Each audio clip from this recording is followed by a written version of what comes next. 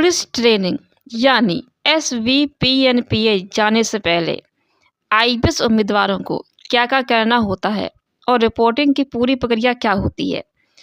सरदार वल्लभ भाई पटेल राष्ट्रीय police academy SVPNPA Hyderabad भारतीय पुलिस सेवा आईपीएस के अधिकारियों के लिए विशेष रूप से डिजाइन की गई प्रशिक्षण संस्थान है।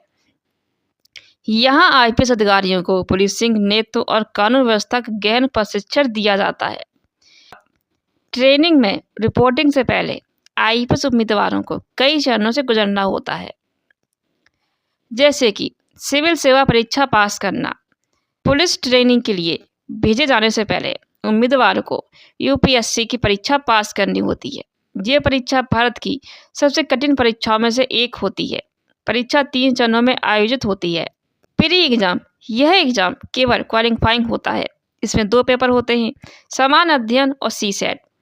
पास होने के बाद उम्मीदवार मुख्य परीक्षा के लिए पात्र होते हैं। मुख्य परीक्षा, इसमें 9 पेपर होते हैं, जिनमें निबंध, समान अध्ययन और वैकल्पिक विषय शामिल होते हैं। इसमें अच्छा प्रदर्शन करने वाले उम्मीदवार इंटरव्यू के लिए बुलाए जाते हैं। इंटरव्यू यानी पर्सनैलिटी टेस्ट, ये चरण व्यक्तिगत और प्रशासनिक क्षमता की जांच करता है। इसके बाद अंतिम मेरिट सूची बनाई जाती है। आईपीएस उम्मीदवार बनने के लिए उम्मीदवार को यूपीएससी मेरिट सूची में अपनी रैंक के आधार पर आईपीएस सेवा के लिए चुना जाता है। रैंक और प्राथमिकता के अनुसार कैडर आवंटित किया जाता है। सेवा आवंटन और कैडर प्रक्रिया, आईपीएस उम्मीदवार को उसकी रैंक और सरकार की कैडर आवंटन नीति के आधार पर एक राष्ट्रीय कैडर आवंटित किया जाता है। कैडर आवंटन प्रक्रिया के क्या चरण होते हैं? कि कई चरण होते हैं। कैडर वरीयता, उम्मीदवार से उनकी पसंद के राज्यों की सूची मांगी जाती है। रोटेशनल नीति, कैडर आवंटन में विभिन्न राज्यों को समान रूप से शामिल किया जाता है। कैडर की घोषणा, चयन के बाद उम्मीदवारों को उनके राज्य कैडर की सूचना दी जाती है। कैडर का चयन आईपीएस अधिकारी को पूरे करियर को प्रभावित करता है, क्योंकि ज़्यादातर समय उन्हें अपने कैडर वाले राज्य में ही काम करना पड़ता है। फाउंडेशन कोर्स में भाग लेना, उम्मीदवारों को पुलिस ट्रेनिंग में रिपोर्टिंग से पहले लाल बहादुर शास्त्री राष्ट्रीय प्रशासन एकेडमी लब्बासना मसूरी में फाउंडेशन कोर्स पूरा करना होता है।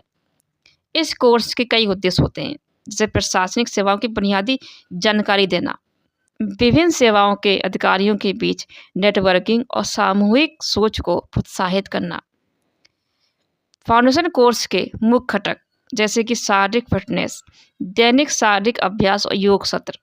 पुलिस ट्रेनिंग से पहले की औपचारिकताएं, SVPNPA में रिपोर्टिंग से पहले उम्मीदवार को कुछ जरूरी औपचारिकताएं पूरी करनी होती हैं, जैसे कि मेडिकल एग्जामिनेशन। SVPNPA में प्रवेश के लिए उम्मीदवार का शारीरिक और मानसिक फिटनेस टेस्ट किया जाता है। आईपीएस के लिए न्यूनतम फिटनेस मानदंड, ऊंचाई पुरुष की 1.65 सेंटीमीटर, महिलाओं की 1.50 सेंटीमीटर। छाती पुरुषों के लिए न्यूनतम 84 सेंटीमीटर। आँखों की दृष्टि, जो दूर दृष्टि है वो 6/6 और 6/9 और निकट दृष्टि J1। डॉक्यूमेंट वेरिफिकेशन क्या क्या होते हैं? उम्मीदवार को अपने सभी शैक्षिक प्रमाण पत्र, यूपीएससी परिणाम और पहचान पत्र सत्यापित करवाने होते हैं। कैडर आवंटन और नियुक्ति पत्र की भी पुष्टि की जाती है।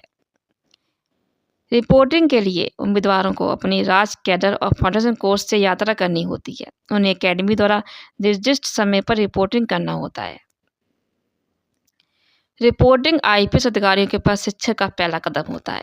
रिपोर्टिंग की समय सीमा, रिपोर्टिंग की तारीख उम्मीदवार को फाउंडेशन कोर्स के दौरान या उससे पहले सूचित की जाती है। आमतौर पर रिपोर्टिंग अगस्त सितंबर के आसपास होती है। रिपोर्टिंग के कई चरण होते हैं। एकेडमी में प्रवेश, उम्मीदवार पुलिस ट्रेनिंग में अपने पहचान पत्र और नियुक्ति पत्र के साथ प्रवेश करते हैं। आवास का आवंटन, प्रत्येक अधिकारी को एकेडमी परिसर में रहने के लिए कमरा दिया जाता है। अधिकारियों को एकेडमी के नियम, कार्यक्रम और पाठ्यक्रम के बारे में जानकारी दी जाती है।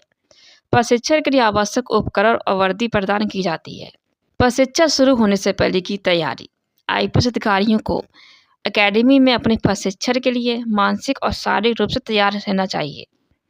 शारीरिक तैयारी, सुबह रेस और शारीरिक व्यायाम की आदत डालें।